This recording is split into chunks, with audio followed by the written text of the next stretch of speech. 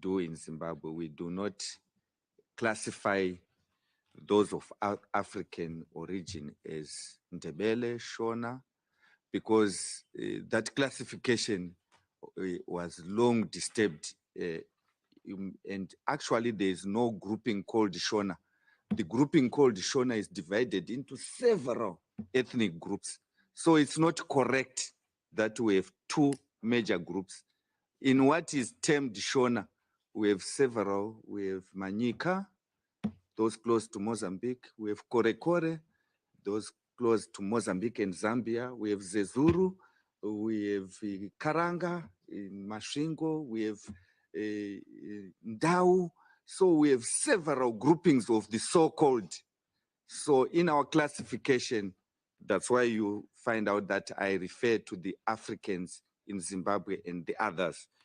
And as I alluded to in my opening statement, my country is not divided on grounds of ethnicity. We speak of regions to say that you belong to Midlands, this particular province.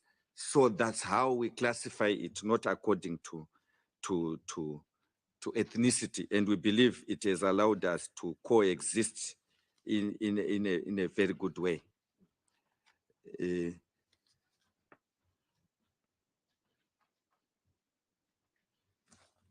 Then, the other one, which pertains to issues, National Peace and Reconciliation Commission, in particular with respect, you spoke about, what was the question?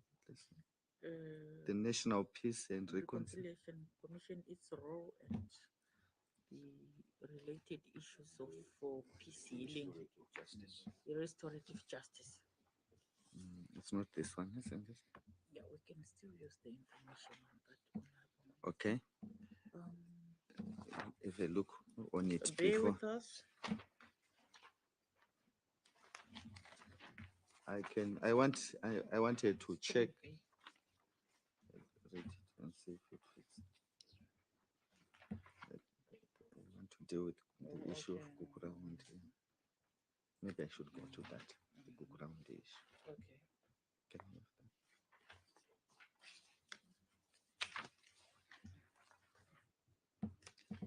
Thank you very much. I don't want to do this. There was also an issue about measures to prevent and address, I think, the discrimination of ethnic minorities, documentation.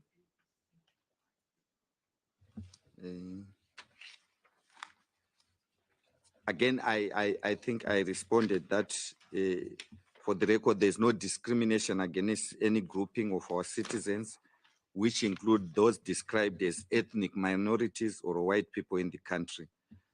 And such practices are specifically prohibited by our constitution, and in tandem with this provision, my government has enacted legislation and implemented policies that gives effect to the inclusivity of our citizenry. And in line with government policy, Cabinet directed all government line ministries to have programs deliberately targeting the minority tribes. And my government is implementing universal targeting on educational assistance with regards to children from the Doma and Swane tribes that you alluded to. In addition, sustainable livelihoods program have been rolled out in communities. I must add that we do not target for empowerment purposes on the basis of ethnicity, but we look at the regions, and the constitution speaks to regional balance, not to ethnic per se balance, because we have several smaller tribes within what is called the main tribe. You spoke even about the Ndebele people, but you find out that the Ndebele, we have within the so-called Ndebele Kalangas, so they constitute another grouping. So in trying to ensure that we have regional balance, we look at it from that position. And then I want to turn to the issue of political representation. Again,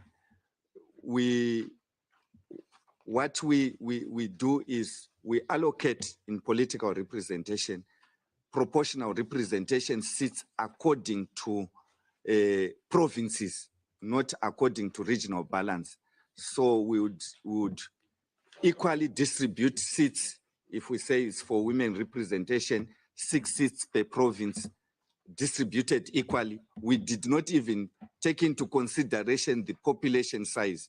You may not be aware that the population size of, say, Matabele North is actually less than half that of Harare or Manicaland, but they have the same number of seats in order to ensure that the representation is the same. And we in the Senate, I had the statistics that were given that it was 44%. Actually, where we have managed to have a 50-50 representation in our parliament is in the Senate, because we have a zebra system. We start with the female and then the male. So unless if your statistics were done when there was a vacance, but if the Senate is completely constituted, there is no way that the female population in the Senate will be less than the male population. So I think that one we have done well. This is our prepared answer for this only. Yes. So I have another response here that has been prepared. I was saying from Madam Chair, if you can bear with me, I want to just read out our prepared response on this one. For the record, Madam Chair, there's no discrimination against any grouping of our citizens, which includes those described as ethnic minorities or white people in the country. Such practices are specifically prohibited, as I said before, by our constitution and in tandem with its provisions, and my government has enacted legislation and implemented policies that give effect to the inclusivity of our citizenry. And I think I've read that. And also my government has consistently initiated programs to provide vital civil registration documents such as birth certificates, national identity documents, passports, and permits to all East nationals, ethnic minorities, and migrant communities. Some of the programs involved bilateral engagements with countries of origin to cater for third-generation nationals who are at the risk of statelessness. To improve on the issue of accessibility, ongoing exercises include mobile registration, where ethnic communities are being issued with these documents in their areas of residence, following a cabinet directive on the provision of civil registration to every person found in Zimbabwe. And lastly, our constitutional framework provides for the equal political participation of all our citizens, regardless of their ethnic origins. Further, the appointments to higher political and public office takes into consideration the need for representation of all regions in the country. And then, where is it?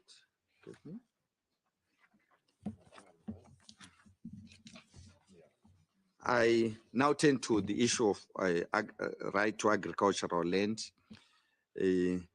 I highlighted this in my statement that at independence, 4,500 white minority settlers occupied 12.5 million hectares, whilst 7 million indigenous Zimbabweans owned just 2.5 million hectares of the total 15 million hectares of agricultural land. And through the land reform program embarked by my government, to date, 360,500 families have been resettled under this program. And the land reform program has been implemented in a non-discriminatory manner.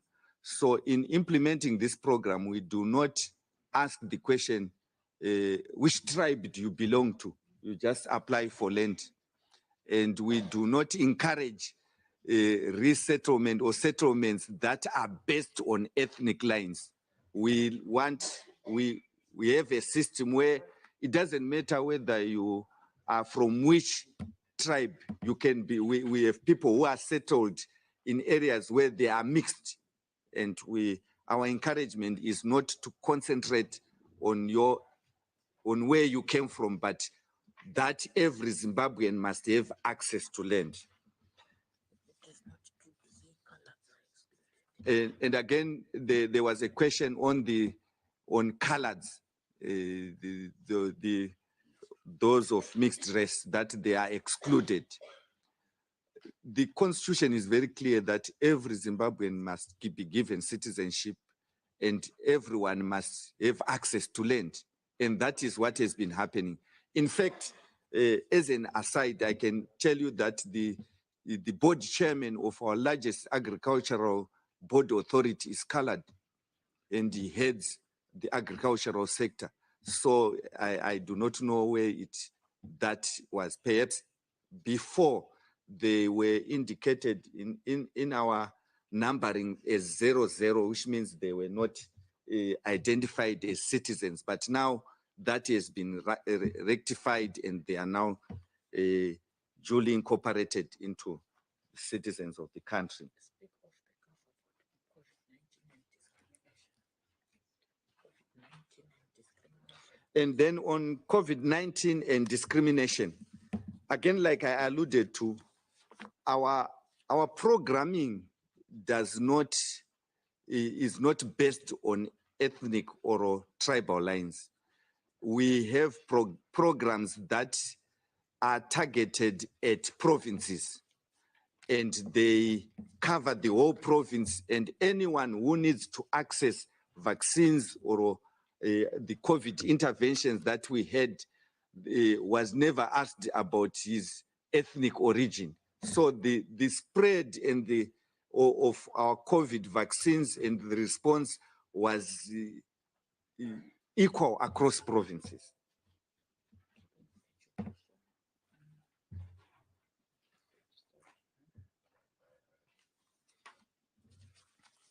Thank you very much. There was also a question about our education system, where I want to respond that my government has taken measures to enhance access to education in line with breaking racial barriers in schools and tertiary institutions. And like I alluded to earlier, that our constitution provides for 16 official languages, and these are taught in schools in their respective regions. And we have tried to aligned the Education Act. And actually, the Education Act provides for free basic education to all our learners. That's in the Education Act. And all our council schools and government schools, in fact, we have the majority of our schools are local authority schools and government schools. So we have in the Act provision for free education at the basic level, which we have started to implement already.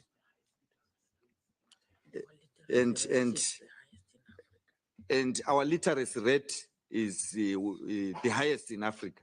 When we started at independence, we had one university, and we didn't have secondary schools where we had primary schools. Now we have expanded every primary school as a secondary school, and every province now has a state university.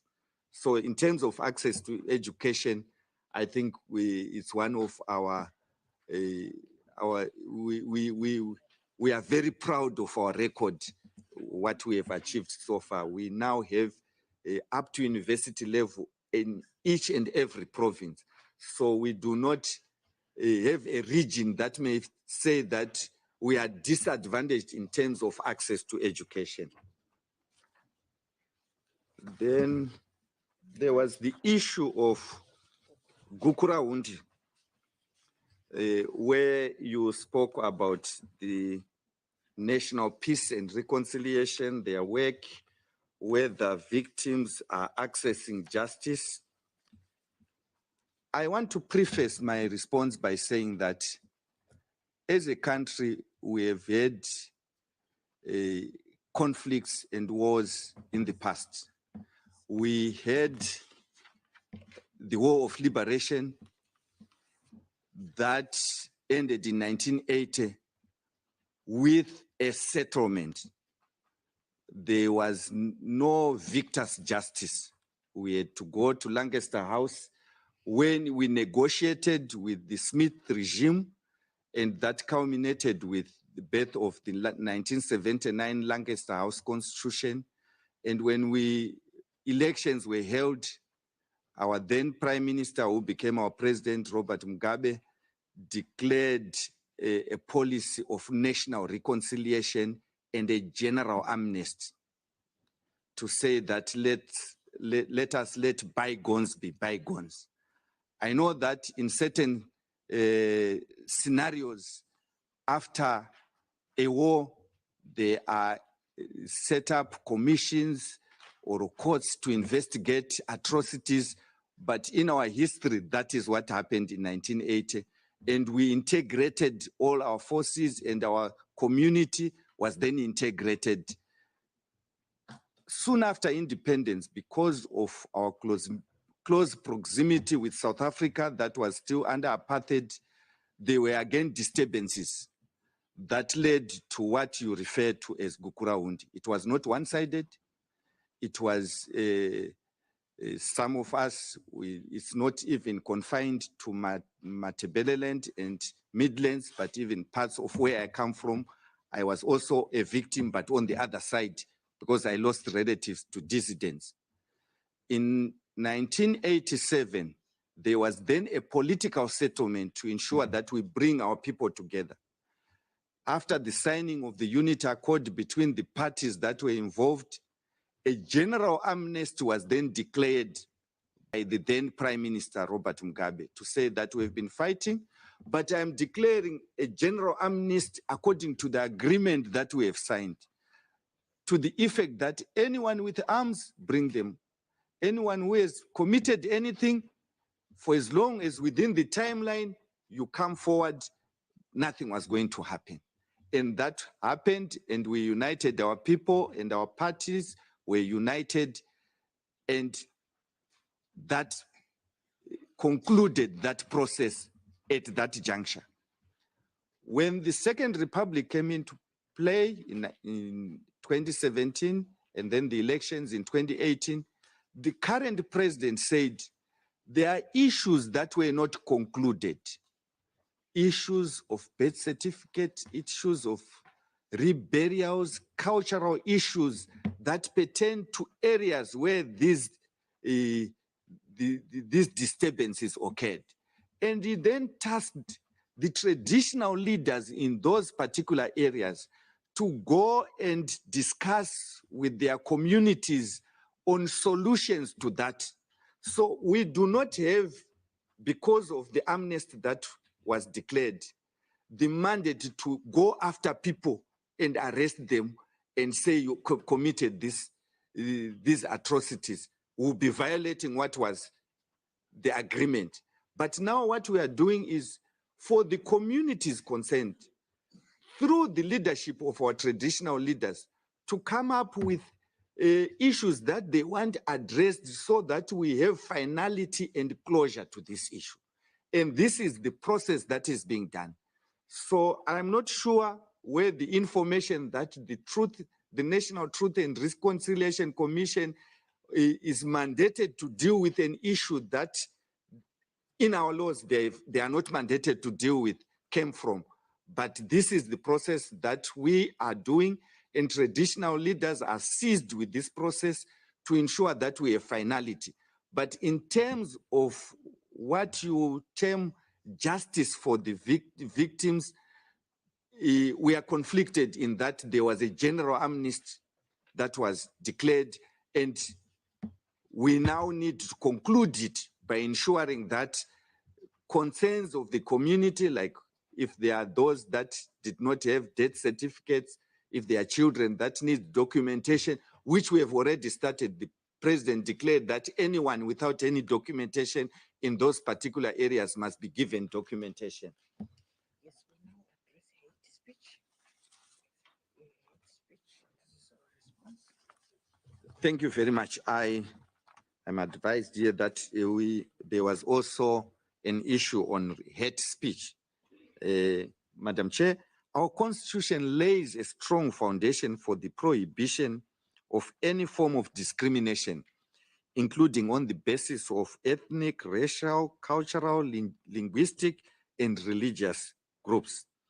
The above constitutional provisions are given effect by the following pieces of legislation, which have been subject to continuous review as it is deemed necessarily. We have the Prevention of Discrimination Act, the Criminal Law Code, the Domestic Violence Act, and the Gender Commission Act. I must add that in our country, hate speech is not targeted racially, but at political parties. So we do not have per se a hate speech that speaks to an ethnic group. We have contestations among political parties, and the political parties may say things that are unbecoming to each other. Hence, you'll find out that we do not even have statistics of racially motivated hate speech, but we have politically motivated violence and hate speech, which happens in political contestations. Yes, again, I left out, we do not even have prominent racially related cases that have been reported. We have political cases, yes, but racially reported cases, we do not have. Even if you are of European origin, if you are ZANU-PF, you'll be labeled ZANU-PF. If you are the other party, you'll be labeled as that party, but there won't be a label of saying you are white or black, but you'll be labeled according to your political party. So we do not have statistics where we would say that it's racially motivated. And our parties are not racial, they are multiracial. So you find in all our parties, all the races, ethnic groups are represented. So there's no specific party, political party, that is a grouping of one ethnic group or racial group. It's a mixture of.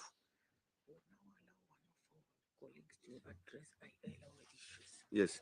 While I still look at the responses, I would want my chief director to respond to the one of the labor issues that have been raised. That's for tomorrow.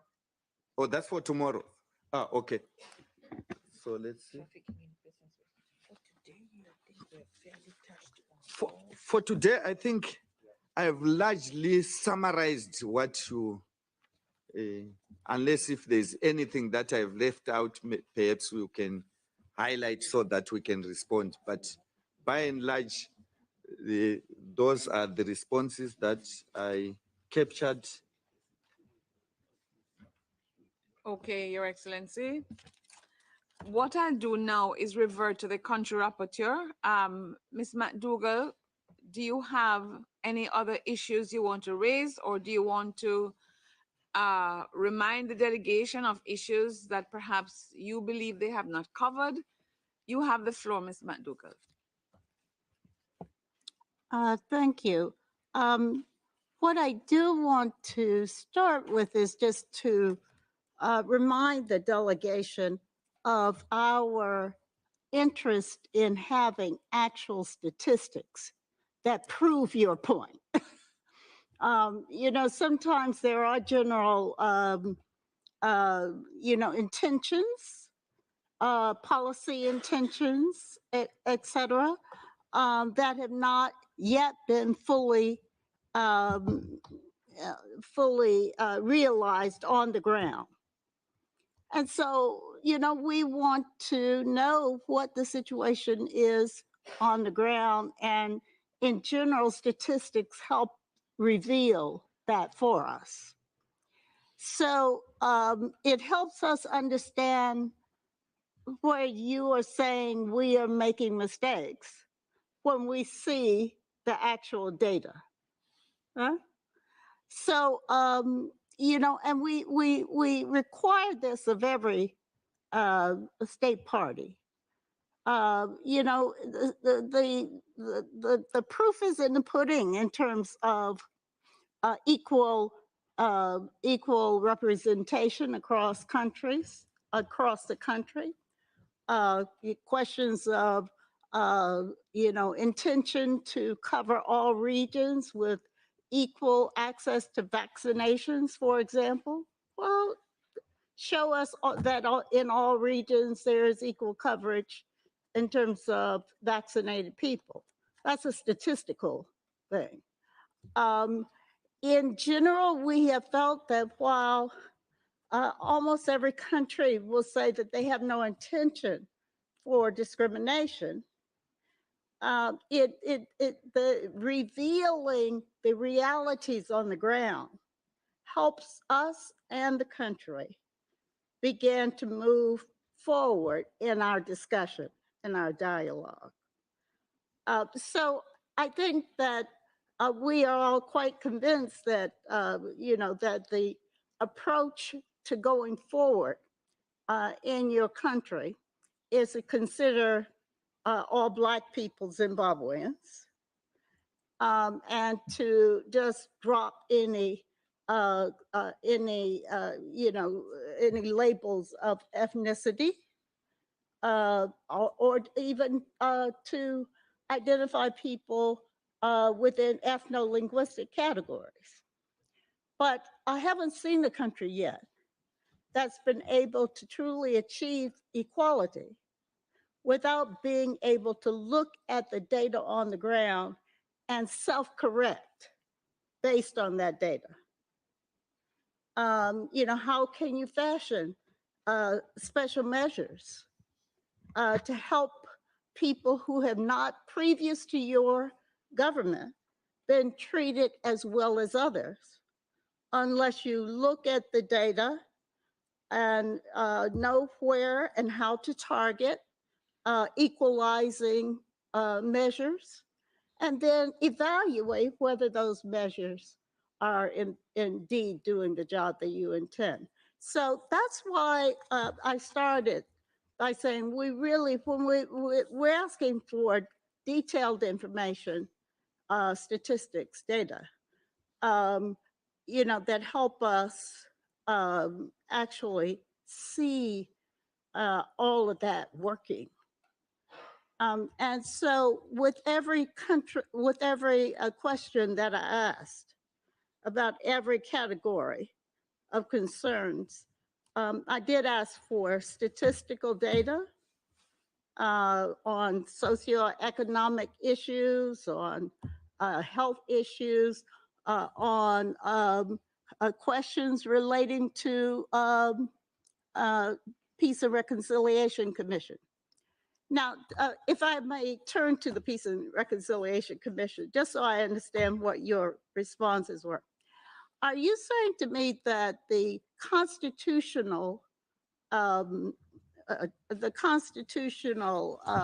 mandates of for the Peace and Reconciliation Commission have been met or are no longer viable? I'm not sure what you're saying. I do understand that your number one point was that the conflict is over, and that now the question is not one of accountability, because the amnesties erased issues of accountability, neutralized them. I'm not sure what. But that has never been the case, that has not left feelings in people. And what I read as the constitutional, I can't pull it up right now, mandate of the National Peace and Reconciliation Commission was to deal with those feelings. Not necessarily to deal with birth IDs or the death certificates that were never issued, but the feelings in people, the memories of those events, so that you can all move forward on the same plane. And so my sense was that it was different from the work of the traditional leaders. They had very specific points to deal with for their community members to help them with identification documents, et cetera. But am I not right on that? If I'm not, please correct me. There are constitutional provisions on the National Peace and Reconciliation Commission. And is it your view that if there are no more issues to be dealt with in that regard, that the commission will no longer be funded and will not continue with a constitutional mandate? So if you could just respond to that. Thank you. Yes, Your Excellency. So I think it's an important issue. And so you have the floor to respond to Ms. McDougall on that issue of the Conciliation Commission. Statistics are some of them, as long as they are. While you're thinking about that, Ms. Nad, you raised some issues on education and some answers were given. If you're not satisfied with the answer, if you want to probe some more, then I will give you the floor after this so that you can ask some more questions. I see Ms. Lakula, I also see Ms. Tebie, and just to remind Mr. Gise and Mr. Diaby that the questions you asked today will be answered tomorrow. So hopefully there are different issues that you're going to raise, Mr. Diaby. And Ms. Eseneme, I see, yes. We're going to end at 1:45, so just bear that in mind. Thank you, Madam Chair. Madam Chair, I just want to address the issue of statistics. If you want statistics on the COVID vaccination and our response, I think we have lots of data that we can give you. But that data is not disaggregated according to ethnic or tribal lines, because it doesn't exist. We do not deal in our country with tribes or ethnic groupings. We simply say which province is it, and we deal with it according to that province.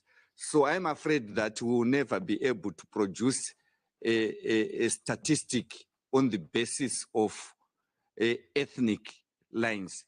Even the the census that we did, we never went around asking people about their ethnic origin. We simply asked if you are a black, colored, so White. yes, the Bantu language is not ethnicity. So that's how we deal with it. So unfortunately, if the standard procedure is to deal with groupings in terms of ethnic origin, we have since moved away. And in the province where I come from, my farm, I have one who is originally from Malawi, is my neighbor. The other one originally from Matabeleland, the other one from near Mozambique, Kore. And we coexist, we have become relatives because of the way we stay. So it's very difficult to disaggregate, but I will request my team to furnish statistics in terms of our response to COVID. We can also provide statistics in terms of land reform of how many households, which I've done. Those households are the black households that have been resettled. I saw you wanted to intervene.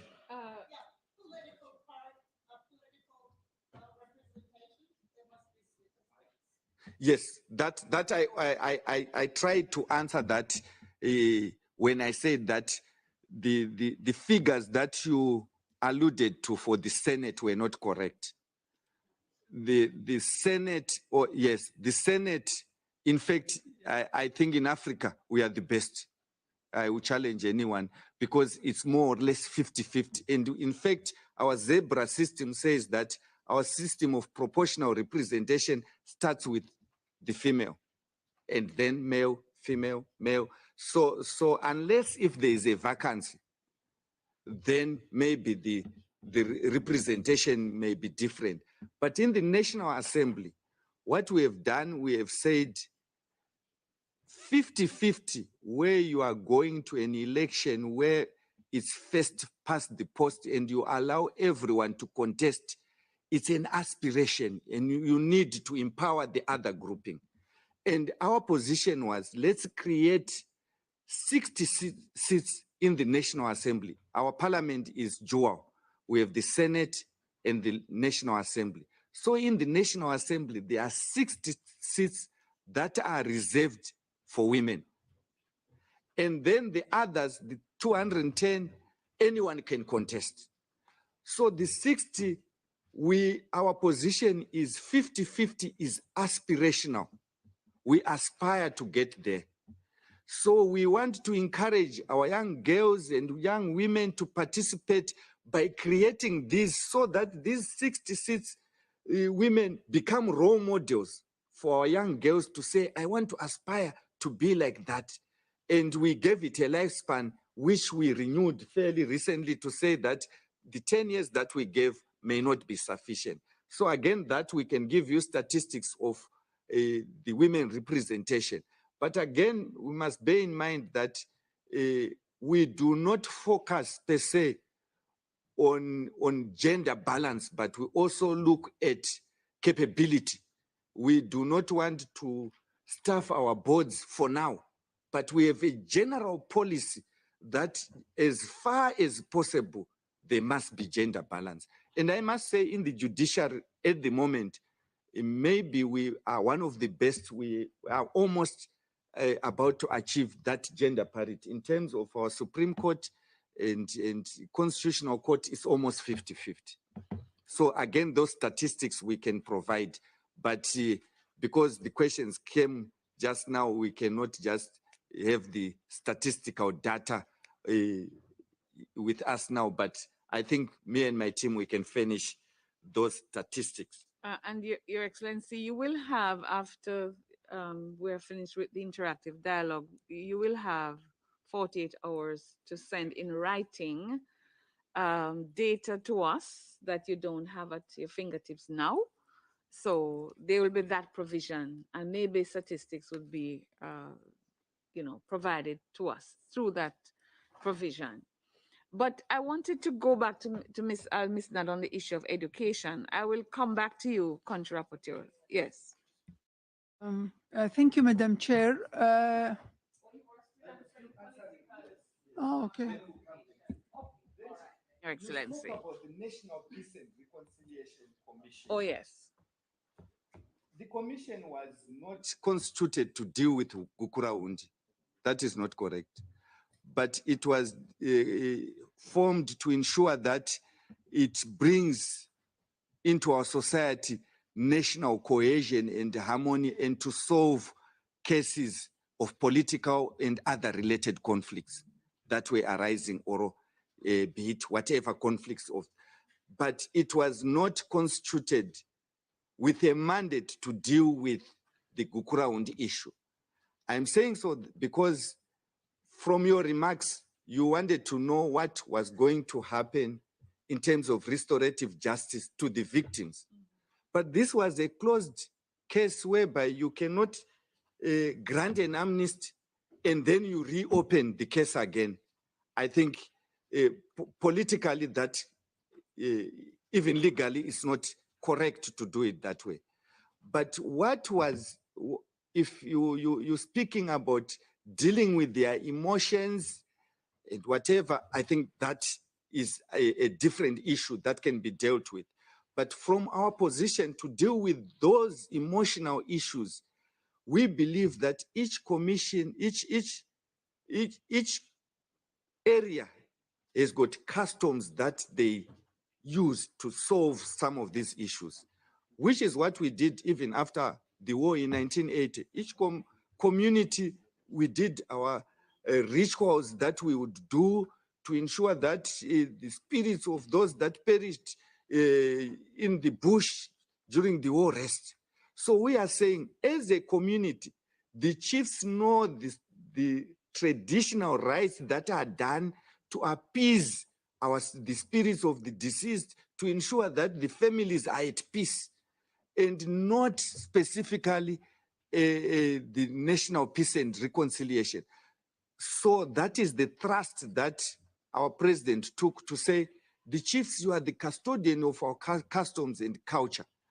There may be families that are grieved and still have memories. There are rights that is rituals that needs to be done to ensure that our communities are at peace. Can you lead and advise us on what we need to do so that we can solve this? It doesn't mean that if I've said this, the National Peace and Reconciliation Commission is not funded. There is a budget every year for the activities of the National Peace and Reconciliation Commission, and they are carrying out those activities. So it's fully funded, it's fully functional, it has a lifespan where we hope that our communities will now, after that, be able to live in harmony with each other. Then education, I think she wanted to.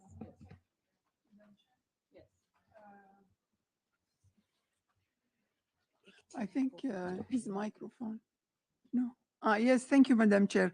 No, thank you. It's clear now about education, but the way it's written in the report gives the impression that there is no public education in the country. So, but I have one small point. Actually, I was admiring you speaking about women and women rights and equality, but then I read that if women want to register her child and to get the birth certificate, she can't do it unless her husband with her or a male relative. Maybe this is something old, I don't know. Also, if a woman married to a man who is not from Zimbabwe, her children will not get the citizenship unless they are out of wedlock. Is that something wrong or old? I don't know. Thank you. Thank you, Sheikha. Your Excellency. Thank you very much. I think some of the issues have been overtaken. If you are married to a Zimbabwean, the children are entitled to a citizenship. If a foreigner is married to a Zimbabwean, it doesn't matter whether it's a male or a female, the children are entitled to our citizenship. We no longer discriminate. If you are a Zimbabwean daughter or a Zimbabwean son and you marry a foreigner, your children are entitled to citizenship. So it's not discriminatory. That's the position currently. Okay, all right. Now, we have a list here. You know who is coming next. So Ms. Tlakula, Ms. Tedie, Ms. Esenema, and Mr. Diaby, and then Mr. Ewan. And maybe that's all we'll have time for. Ms. Tlakula. Thank you very much, Chairperson. Just to follow up on my questions, and I take your point that you don't keep statistics on the basis of ethnicity because it's something that I can identify with. But regarding representation of women, you spoke about the Senate, but there's the National Assembly, but there is also the parastatals, the companies that are listed in the Zimbabwean Stock Exchange. And I did give you statistics. If we can get statistical breakdown on the basis of race, on the women representation in those companies that are listed. And I spoke about 20 boards comprising race. I mean, whether in in the companies that are listed on the Zimbabwe Stock Exchange, whether you would have statistics to say out of these 20 boards, which ones are chaired by women, and of those women, you know, can you give us the race of the women who are in those? So that's what I'm looking for. But also, I ask a question about the impact of the Indigenization and Economic Empowerment Act. And I wanted to know whether it has been successfully implemented. And I also requested statistics disaggregated in terms of race and gender on the beneficiaries thereof, the persons who benefited, the companies or the associations, but broken down in terms of gender and race. Thank you, Chair. Let's take all the questions and see how we go in terms of the responses. So, Ms. Tebier?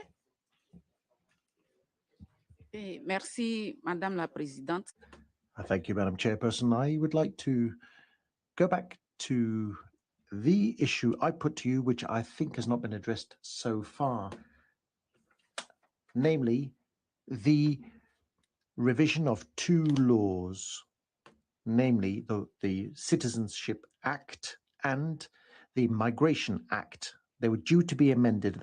I would like to know if they have. The head of delegation referred to them. We were trying to find out in asking the question whether these two acts have been amended. And under the Constitution, a commission was due to be created. Has it been created, this commission? And if so, could you give us any figures about people who have been granted citizenship via this commission? Could you give us a number of people for whom citizenship has been withdrawn or revoked, and why people have been stripped of their citizenship? Could you also tell us about the makeup of this composition? Who is part of that commission? Now, if these two acts still haven't been revised or amended by the state party, then tell us, please, in the intervening period of time, how are you managing it?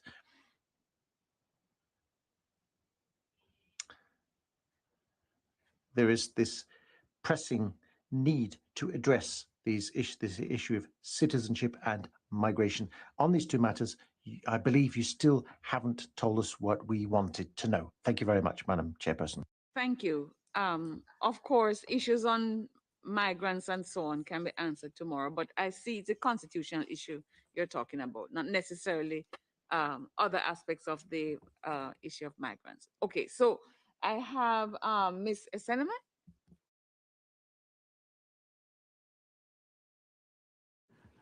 Merci, Madame la Présidente.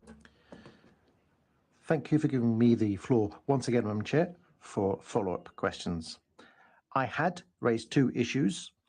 The first was on Article 42 of the law on the codification and reform of your criminal law. Now, we read in your report that this law is pursuant to our Article 4. That's why you adopted that law, to implement Article 4 of CERD. And it punishes hate speech. And the report says this law punishes anyone who publicly makes an insulting or provocative statement about someone else because of his or her race, his or her belonging to a tribe, his or her place of origin, his color, belief, or religion. So therefore, this is a crime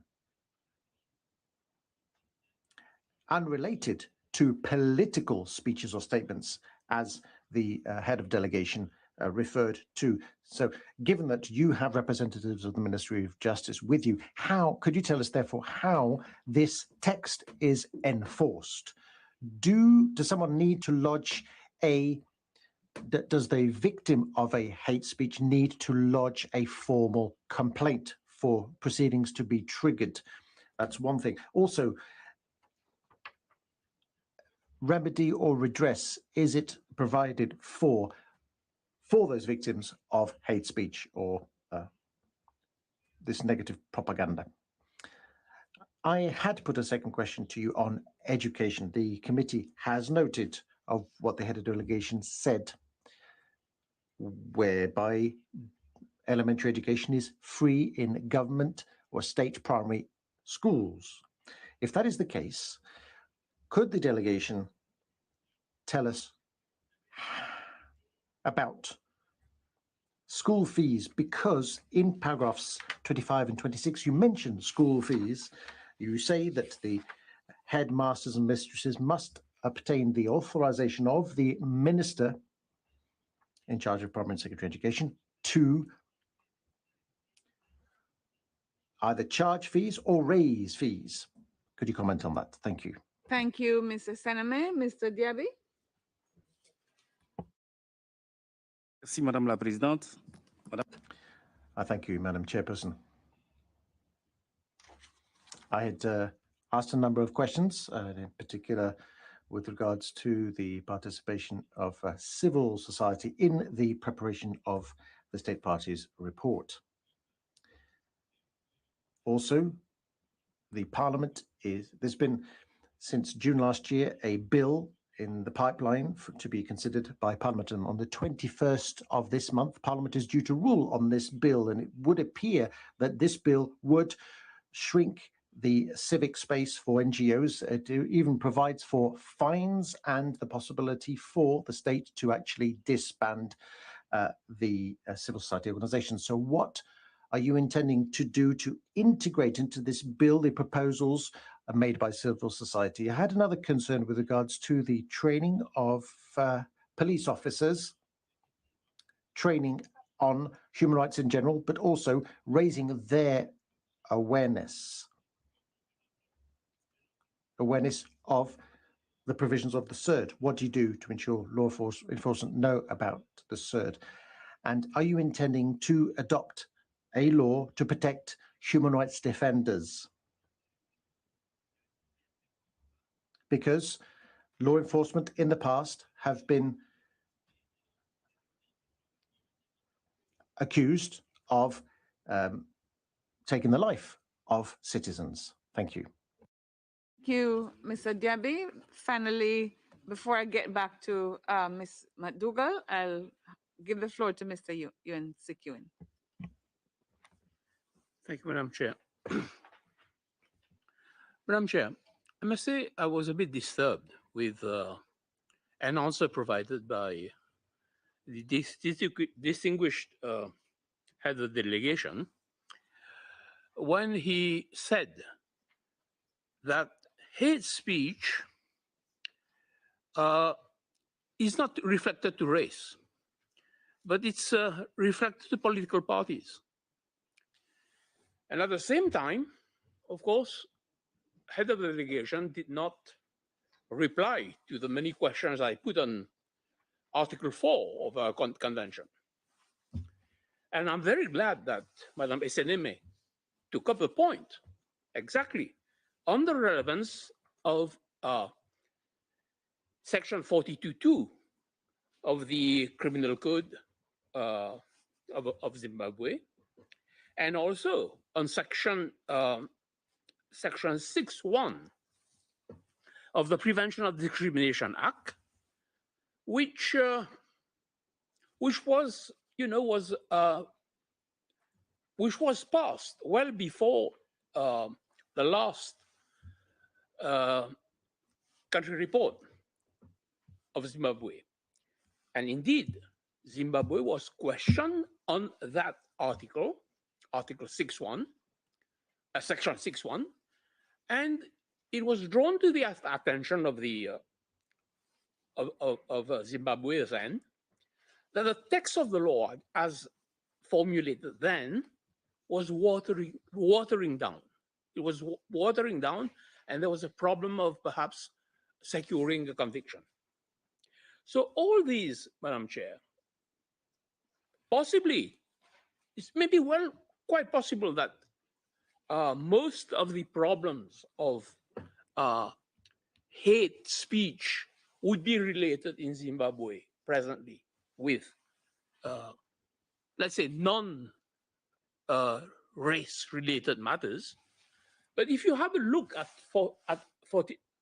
at section 42, for example, 42.2, it covers much more than race. Offense to persons of a particular race, tribe, place of origin, color, creed, religion, and so on. So I'm afraid that, I was really taken aback that, more or less all the questions I put was just cast aside by saying, with us, it's political party, hate goes to political party, hate speech goes to political party, and not to race. Thank you, ma'am. Okay, thank you, Mr. Ewan. Let me just revert to the country rapporteur, and then let's see how many of these issues can be addressed this evening. Yes, Ms. McDougall. Well, I have other points, but I think that, at the 5:45, we need to let the delegation make its comments, and I'll raise other points tomorrow. All right, so let's see how many issues you can cover before we have to close, Your Excellency.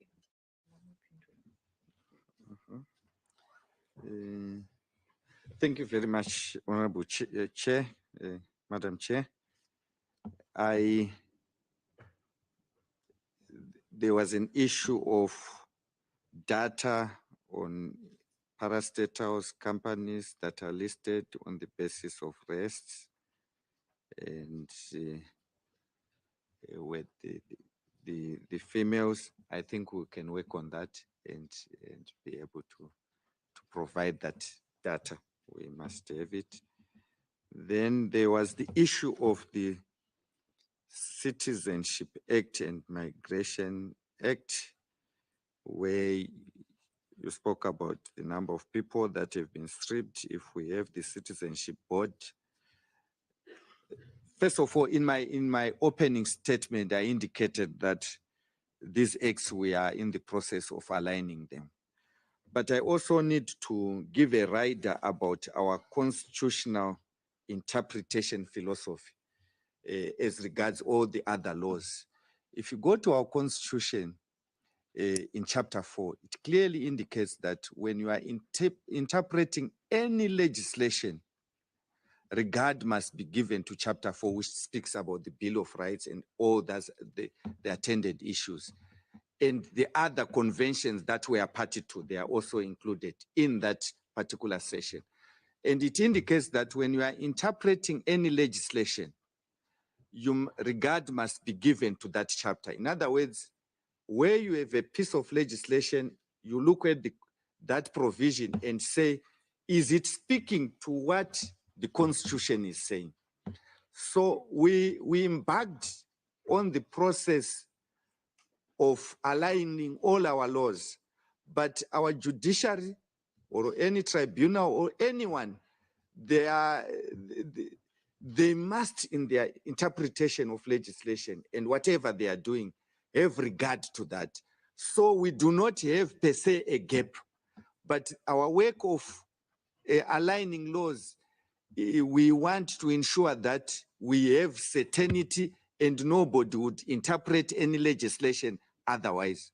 So we have a process of ensuring that all our obligations, all our laws are aligned, and all those conventions that we need to domesticate, we've done that.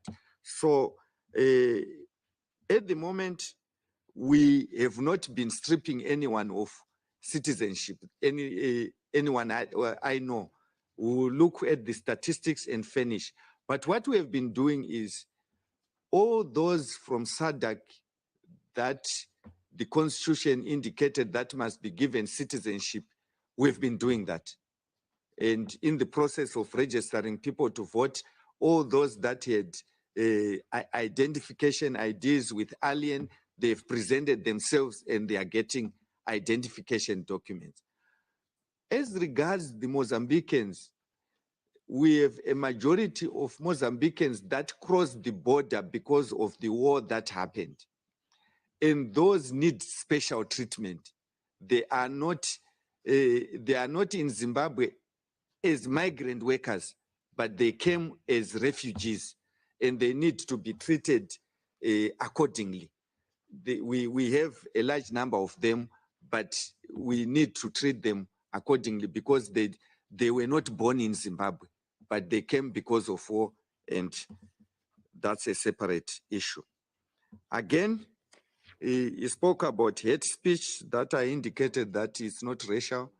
We do not have documented cases. That's the reason why I indicated that. But our laws cover that to ensure that it does not happen.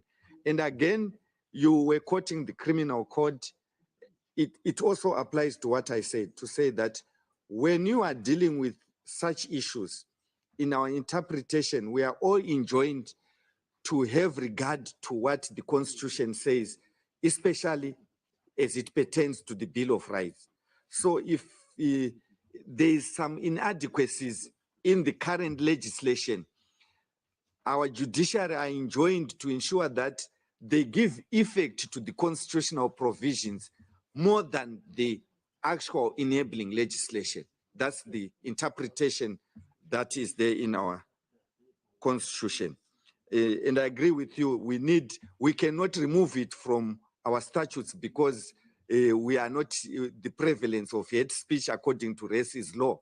We need it in our statutes to ensure that it does not happen.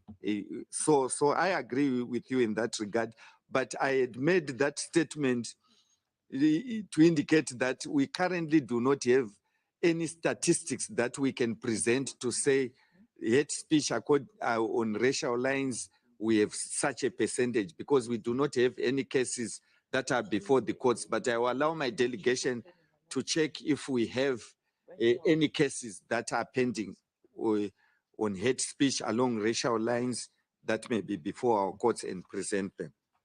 Let me find out if we have anything that.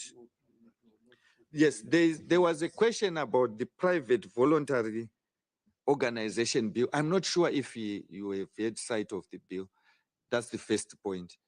Secondly, it's a bill. It's not an act of parliament. It will be remiss of me to be commenting on a bill that has not gone through the parliamentary processes and the consultative processes. I'm not sure why it even became an agenda here, because that bill, it's not speaking to the provisions of ICID per se, but it's regulating a sector, whether you are white, black, or colored, or whatever. It's not discriminatory. It's speaking to something else, and it's not something that I respectfully believe that it's a subject of this review. I thank you on that. And there was an issue on law to protect human rights defenders. We cannot have a law to protect one sector. We have laws to protect everyone in our country on an equal basis.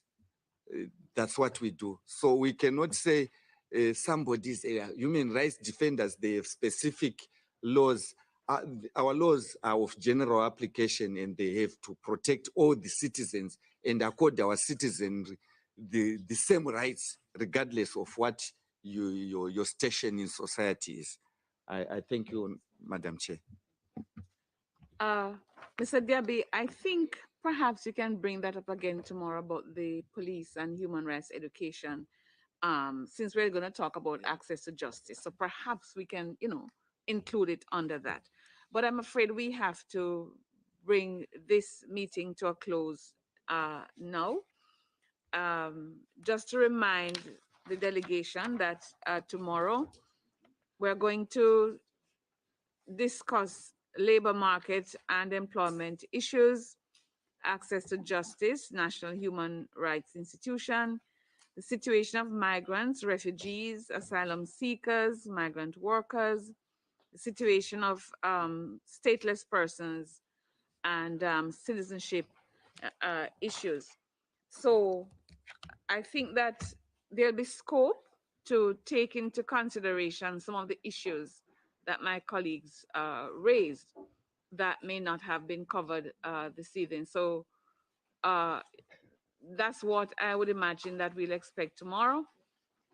We'll have new issues, but within the consideration of the new issues, you can include also the issues. So let me thank the delegation. Let me thank the country rapporteur and the member of the task force. Let me thank my colleagues who posed questions. And of course, yes, there are issues to be answered tomorrow.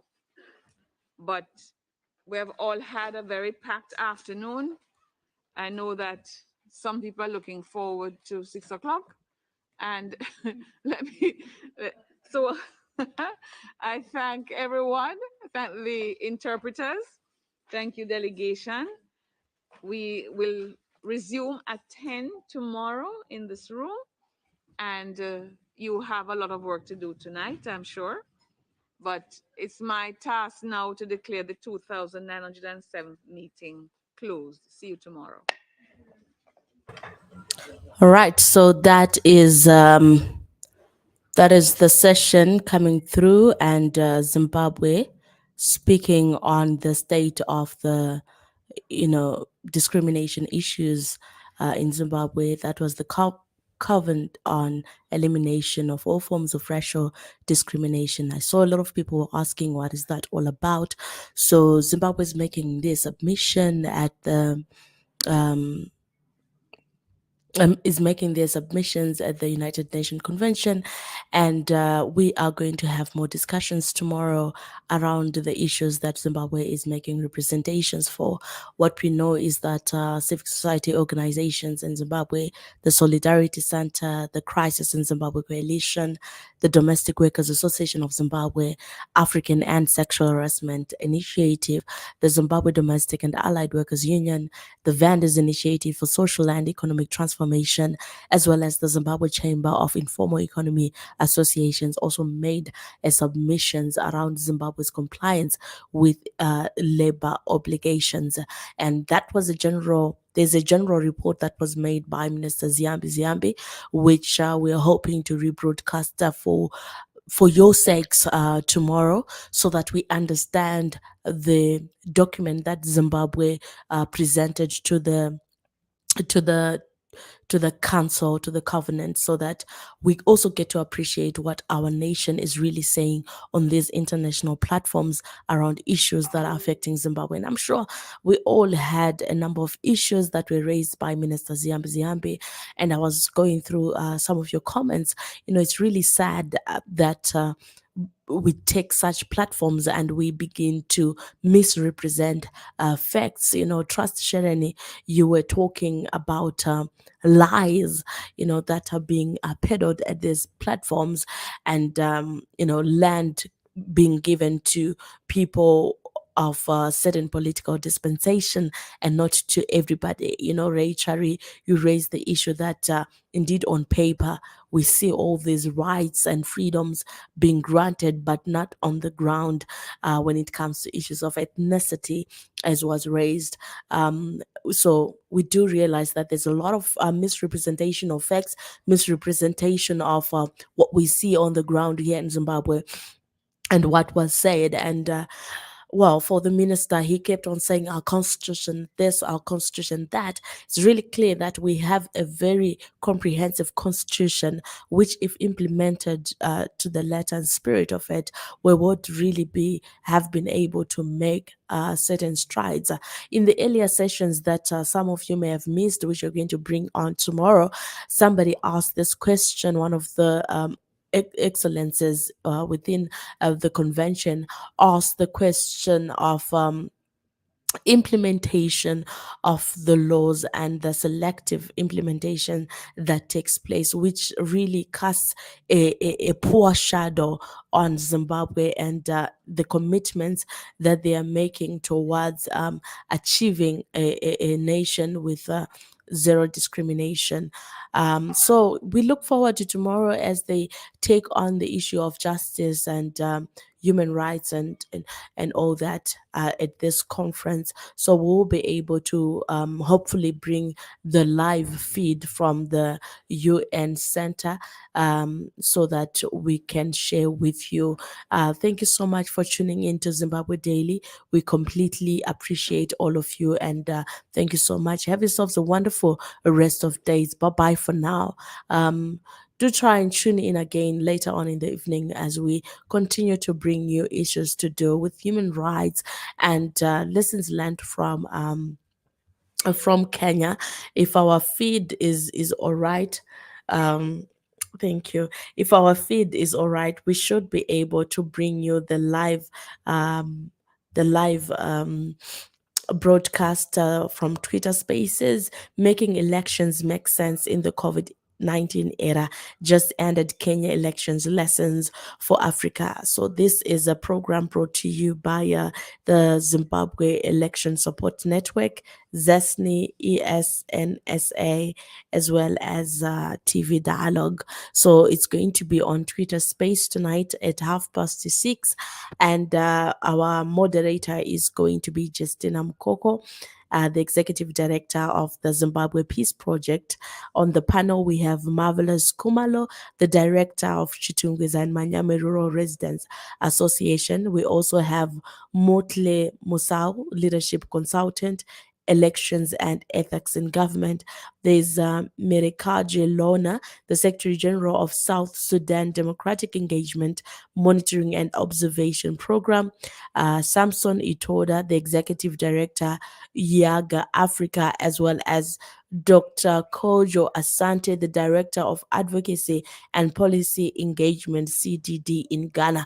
That's going to be a very insightful conversation. So if you have network, if you're connected, if you have electricity in your area, please do tune into that conversation so that we may continue to learn what needs to be done in Zimbabwe. And I know somebody raised the issue of lack of political will, and that if Zimbabwe had the political will, then all the issues to do with politically motivated violence, discrimination, and all that will be dealt with within under a year. So these are the issues that we continue to interrogate right here on Zimbabwe Daily, so that we keep you informed and we get the nation conversing around these issues. Otherwise, it's a bye-bye from me, Yvonne Muchaka, and thank you so much for tuning in to Zimbabwe Daily. Have yourselves a wonderful rest of day.